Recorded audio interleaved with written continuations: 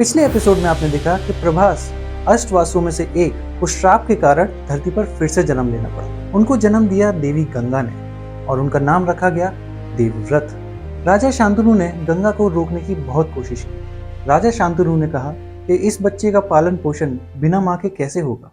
गंगा ने कहा, मुझे क्षमा करें महाराज, पर मेरा कार्य यहाँ पूरा हो चुका है। मैं इस बच्चे को अपने साथ ले जाऊंगी और इसे एक योग्य पुत्र बनाऊंगी। फिर एक दिन मैं आपको आपका ये पुत्र वापस कर दूंगी। ये कहकर वो उस नवजात शिशु को लेकर वापस नदी में समा गई। अब आगे की स्टोरी। साल बीत गए पर अभी भी शांतनु का दिल गंगा को लेकर उदास था। फिर एक दिन शांतनु ने नदी के किनारे एक बहुत ही सुंदर बालक को देखा। वो उस बालक की ओर चले ही थे, वैसे ही गंगा प्रकट हो गई।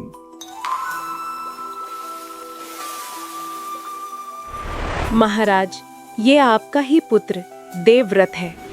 इसने महान ऋषि परशुराम से अस्त्र और शास्त्र की विद्या में महारत हासिल कर ली है और इसने महान ऋषि वशिष्ठ से सभी शास्त्रों और ग्रंथों की विद्या प्राप्त की है और ये विद्वानों में भी सबसे श्रेष्ठ बन गया है। राजा शांतनु ने देवव्रत को गले लगाया और अपने साथ हस्तिनापुर ले गए। जल्द ही देवव्रत हस्तिनापुर के लोकप्रिय राजकुमार बन गए। उनका सौम्य और दयालु व्यवहार, उनका साहस और शक्ति और उनकी नॉलेज और विजडम ने उनको हस्तिनापुर के सिंहासन के लिए बिल्कुल सही उत्तराधिकारी बना दिया। शांतनु हालांकि बहुत खुश थे, लेकिन कभी कभी अकेला महसूस करते थे। एक दिन महाराज शांतनु जंगल में भ्रमण कर रहे थे, तब उन्हें एक अनोखी सुगंध महसूस हुई। ऐसी सुगंध उन्होंने कभी महसूस नहीं की थी। वो सुगंध उन्हें जंगल में और गहराई में खींच ले गई। वहीं उन्होंने एक बहुत ही खूबसूरत स्त्री को देखा। वो थी सत्यवती, मछुआरों के राजा दशराज की बेटी। राजा फिर एक बार प्रेम के जाल में फंस चुके थे। अपने दिल में नई आशा लेकर वो सत्यवती के पिता के पास गए और उनसे अपनी बेटी का हाथ मांगा। मछुआरों के राजा, मैं हस्तिनापुर का राजा शांतनु हूँ। मुझे आपकी सुंदर बेटी सत्यवती से प्यार है। मैं उससे शादी करना चाहता हूँ और उसे अपनी रानी बनाना चाहता हूँ। क्या आप मुझे अपनी अनुमति और अपना आशीर्वाद देंगे? लेकिन वो मछुआरा भले ही था, पर बड़ी सोच रखता था। वो राजा के प्यार की कीमत जानता था। महाराज शांतनु, मैं आपके प्रस्ताव को सुनकर सम्मानित हूँ। सत्यवती भाग्यशाली है कि आप जैसा महान राजा उसका दूल्हा है। लेकिन एक पिता के रूप में मेरी अपनी बेटी के प्रति मेरी कुछ जिम्मेदारियां हैं और यही मुझे आपका प्रस्ताव स्वीकार करने से रोक रहा है। हम सभी जानते हैं कि आपने राजकुमार देवव्रत को हस्तिनापुर का युवराज घोषित किया है। इसमें कोई संदेह नहीं कि राजकुमार देवव्रत हस्तिनापुर का राजा बनने के योग्य है। लेकिन फिर यदि आप मेरी बेटी से शादी करते हैं तो उसके बेटे का क्या होगा? मजबूत और शक्तिशाली देवव्रत उसे ढक देगा और उसे महल में कोई भूमिका नहीं मिलेगी। मैं अपने पोते के साथ ऐसा नहीं होने दे सकता।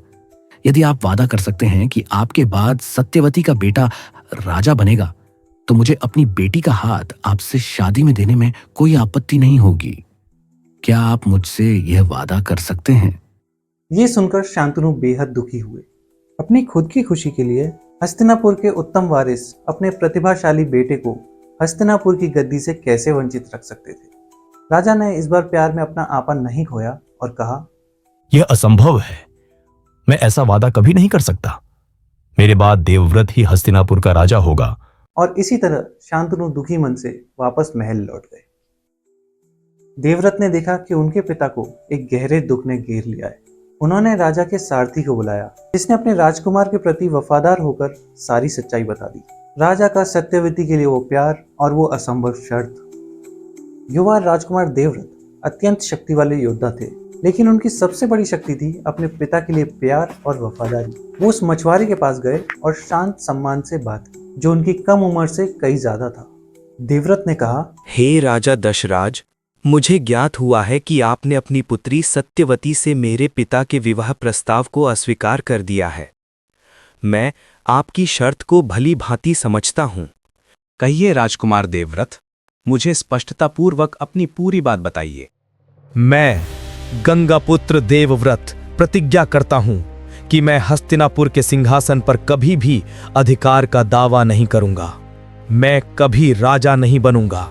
सत्यवती का पुत्र, आपका ही पौत्र, इस राज्य का राजा होगा। लेकिन सत्यवती के पिता अभी भी संतुष्ट नहीं थे। उन्होंने कहा, राजकुमार देवव्रत, ये बहुत दयालुता है, लेकिन भले ही आप सिंहासन छोड़ दें, आपके बच्चों का क्या होगा? जब वे बड़े होंगे तो वे निश्चित रूप से सिंहासन पर अपना दावा करेंगे और इससे परिवार में खतरनाक झगड़ा हो सकता है। मैं ऐसा नहीं होने दे सकता। मछुआरे का संदेश सबसे अंतिम और कठोर परीक्षा थी। उसी वक्त देवव्रत ने एक ऐसा वचन लिया जो बहुत भयंकर और गहरा था, जिसकी गूंज हमेशा तक रही थी। उन्होंने अपना हाथ उठाया और ऐसी आवाज में बोला जिससे दृढ़ निश्चय गूंज उठी। मैं देवव्रत ये गंभीर प्रतिज्ञा करता हूँ, मैं कभी विवाह नहीं करूंगा। मैं अपना संपूर्ण जीवन ब्रह्मचारी रहूंगा। मेरा कोई पुत्र नहीं होगा जो इस सिंहासन को चुनौती दे सके। मैं आजीवन ब्रह्मचर्य का ये प्रण लेता हूँ। इस गहन प्रतिज्ञा को सुनकर स्वर्ग के देवताओं ने फूल बरसाए और देवव्रत को पुकारा भीष्म, यानी भयंकर वचन लेने वाला। और इस विषम प्रतिज्ञा के कारण उन्हें नाम मिला भीष्म। शांतनु की इच्छा पूरी हुई। उन्होंने सत्यवती से विवाह किया और उनका भविष्य सुरक्षित हुआ, पर वो इस बलिदान की कीमत से बच नहीं पाए।